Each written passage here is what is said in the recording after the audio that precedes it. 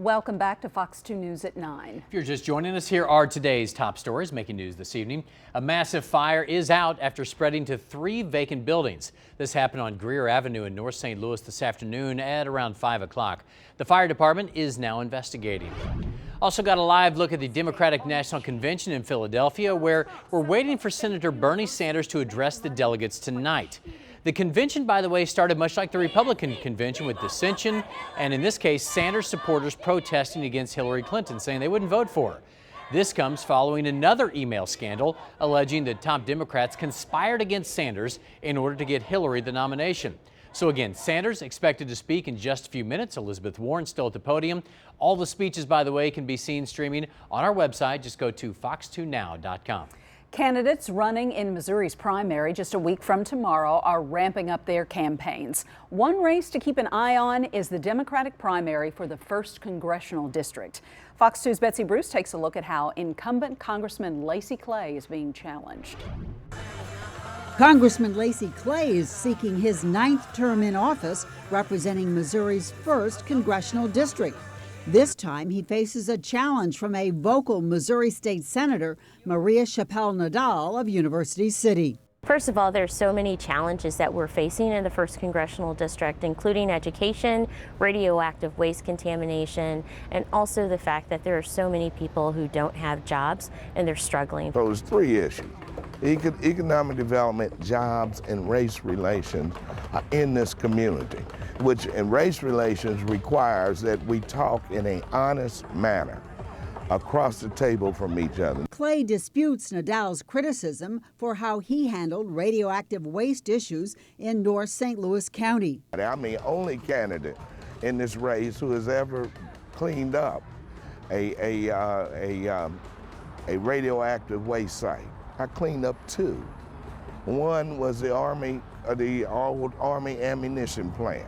The other one was Carter Carburetor that sits right next door to Herbert Hoover Boys and Girls Club. I've had 41 town hall meetings on radioactive waste in the last 9 months, and I can count on my hands that Mr. Clay has probably had less than 5 town hall meetings in 16 years. The people of St. Louis are really tired of one family having control of a congressional district seat for 48 years. 48 years is a long time. I'm not even 48 years old, and people want to change. You cannot allow other people to define you, and I won't let that happen this time.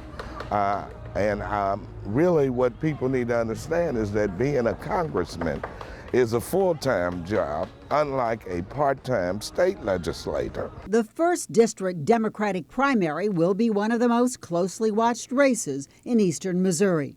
Betsy Bruce, Fox 2 News. Missouri Secretary of State Jason Kander is hitting the road as part of his campaign for U.S. Senate. Kander launched his statewide Fix Congress bus tour under the Gateway Arch this morning.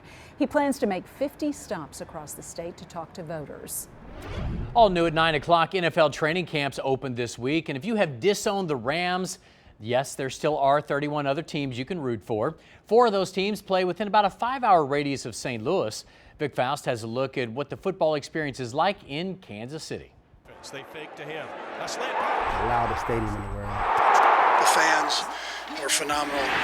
On Sundays, this is the place to be. If Kansas City's Arrowhead Stadium is in fact the place to be on Sundays during football season, it could very well be an attractive alternative for resentful Rams fans looking for a new team. It puts a smile on my face right now thinking about it. I have chills going down my body.